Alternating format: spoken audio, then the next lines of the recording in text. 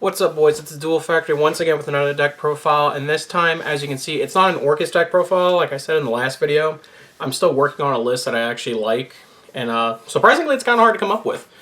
However, one thing I have been noticing is a lot of rogue tournaments on the online community and stuff like that, and their ban lists are like super interesting. And a deck that came to my attention was the Thunder deck, because I saw this list on PAX official Yu-Gi-Oh channel on YouTube and Twitch, and he was playing around with it because the guy was playing Nemeses Thunder, which that's what this deck profile is going to be, and he had won like 6 box tournaments in a row or something like that, and I thought the deck was a super interesting concept. Plus, like, I really like playing Thunder, and my favorite card of 2020 that's been released is Chaos Space, so it's like the perfect deck to play it in, and like I said, it's a rogue form. I actually really like Rogue Theory. So I'm going to show that to you guys today. Before I forget, don't forget to check out the X2 Drop podcast. I'm still working on getting the last couple episodes back on my YouTube channel because I notice I'm still missing a lot of them, but we're trying to get there. And then enough about that, we'll go ahead and get into the deck profile. So as for the namesake of the deck, we'll start with the first one in the title, which is the Nemesis engine. So we play 3 copies of Nemesis Flag. So all the little Nemesis cards have the same kind of effect that they share, is you can target a banished card and you can shuffle it back in the deck and special summon these from the hand. Nemesis Flag. This one allows you to search any Nemesis card from your deck and add it to hand. So it can add the blue, it can add green, it can also add Escados, which is the big monster that we're playing in it. But we're playing 3 of this. It kind of facilitates the role of being a starter card and an extender because you can either normal summon or special summon and still get its effects. So I think that's really cool. So we play 3 of that, then we play 1 Umbrella and we play 1 Corridor. Corridor would have been really good if we still had Colossus, mainly because it's a Thunder type monster which activates in the hand, so more or less it meets the requirements of Colossus, but we unfortunately don't have Colossus anymore.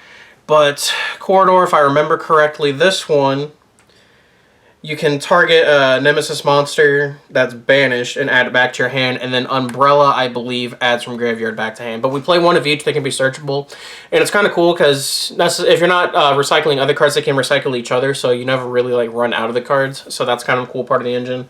And then the last Nemesis cards we're playing is we're playing Arch Nemesis Escados.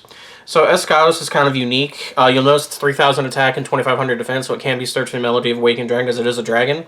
It's a level 10 monster, and its effect is actually really cool. So you can special summon it by banishing 3 monsters with different types from your graveyard. And then its effect rate is you can target 1 type on the field and you can destroy it. And then for the rest of the turn, I think, until the end of the next standby phase, or what is it?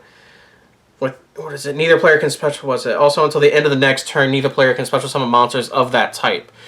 Cool interaction with Escados. If you're trying to stop dragon type monsters, you can target itself, and Escados will not be destroyed because it cannot be destroyed by card effects. So keep that in mind. But it gives the deck a very interesting layer of what you can do because, like I said, you can summon this card. You can completely blank your opponent depending on what they're playing. Neat thing, like I said, it's searchable through Melody of the Awakening Dragon. Unfortunately, it's not searchable through Chaos Space because it's obviously not level 4 through 8. But if that would have been insane if it could have. But that's the Nemesis part of the deck. On to the Thunder part of the deck. 3 copies of OG Thunder Dragon. You have to play it. We are playing Allure, so we're maxing out on 3 copies of Dark, your Searcher, and 3 copies of Roar, which is your Summoner. Not much to say about those cards. I mean, you play them in every Thunder list. We're only playing 1 copy of Hawk. Ever since Colossus got banned, the card's honestly not that great. All it really serves is the purpose of Extender, but you still want to play it in your deck because it's still searchable, right? And it's a free card when it's all said and done. So you still want to play 1 copy, plus you can recycle it with Thunder Dragon Fusion. 2 copies of Matrix.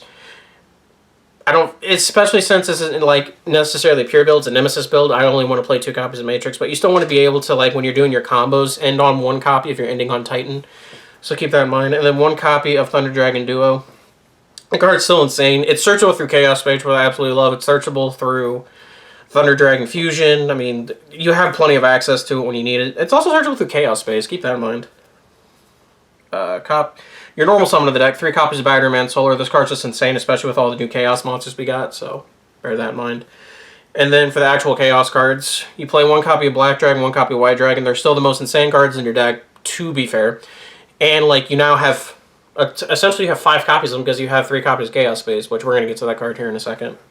And then for other Chaos monsters, we have 2 copies of Chaos Valkyria. I think this card's, like, way more underrated than what people give it credit for. Like, it fulfills the role of White Dragon and Black Dragon in a regular Thunder deck, just like it would any other deck. Plus, A lot of people don't realize it, but being able to bury a card with Chaos Valkyrie when it's banished, you can send from monster from deck to graveyard, and then you can just add it back if you need to, like Chaos Dragon Legionnaire. Like, the card's insane. Like, it's really good. I want to play 3, but I think 3 is too many right now.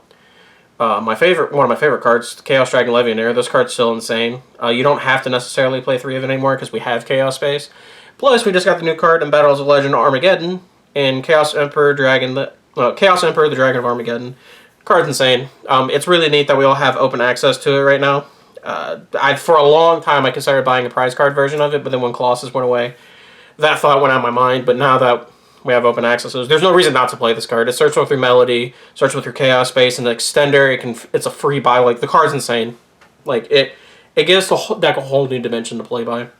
And then my favorite monster to be released out to in Chaos, which is the Chaos Creator. The card's insane.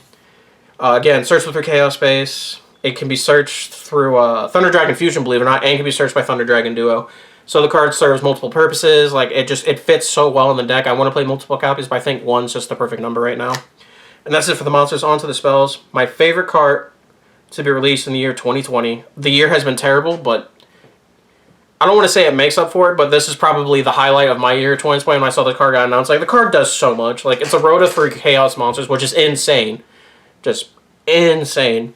And then not only that, but it makes White Dragon and Black Dragon a lot more consistent, and it makes them a lot more better, because the big thing about having them originally was, obviously, you could just keep searching copies of them and be able to have follow plays the following turn. Well, now you can do that again because Chaos Space returns banished monsters. So you can just return a banished copy of the Black or White Dragon, whichever one you have, and then just continually search. Like, that's insane. 3 copies of Lord of Darkness with Thunder Dragon Roar and Thunder Dragon Dark. It's like Sega Sword, 7 stars. Never left. 2 copies of Melody of Awakening Dragon.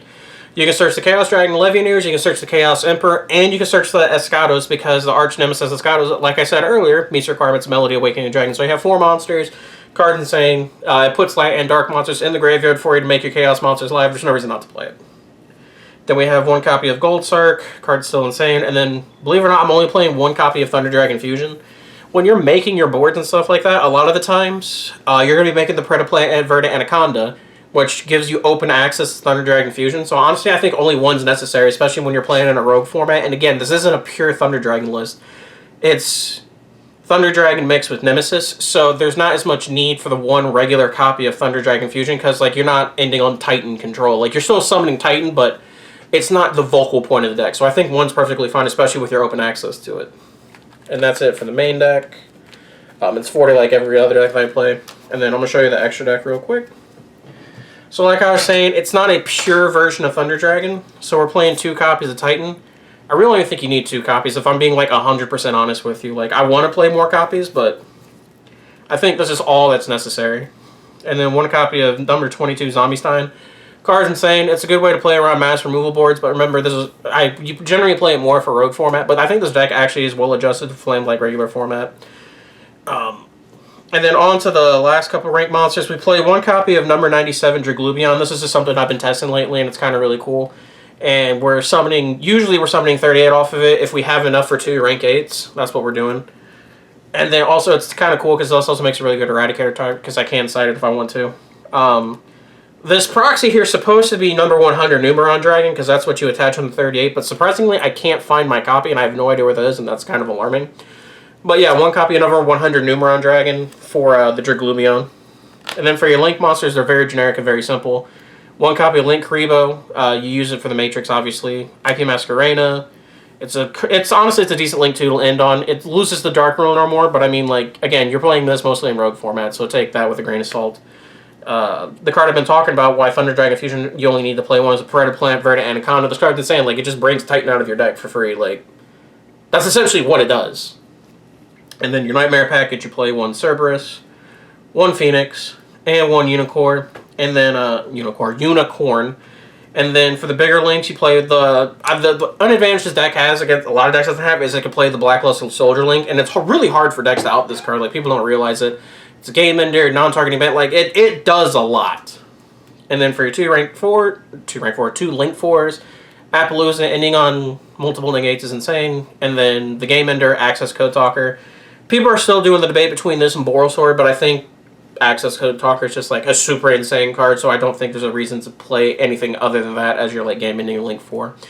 But that was my Nemesis Thunder Dragon deck profile for the 2020 formats. Like I said, you can play this in traditional form, not traditional format, but you can play it in advanced format.